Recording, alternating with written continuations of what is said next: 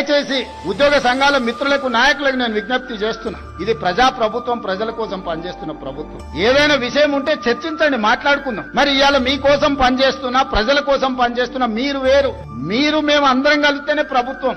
నేను స్పష్టంగా ఉద్యోగ సంఘాల నాయకులకు చెప్పదలుచుకున్నా, మీరు వేరే మేము వేరే కాదు. మీరు మేము కలిసి 99% ప్రజలకు మంచి చేయడం కోసం మనం ఇక్కడ ఉన్నాము. మనం సమరం చేయడానికి ఇక్కడ లేం. ప్రజల మీద యుద్ధం చేసిన వాళ్ళు ఎవరు బాగుపడ్డోళ్ళు లేరు. ప్రజలు ఊరుకుంటారా? ప్రజల మీద యుద్ధం చేస్తే ఎవరి మీద యుద్ధం చేస్తే?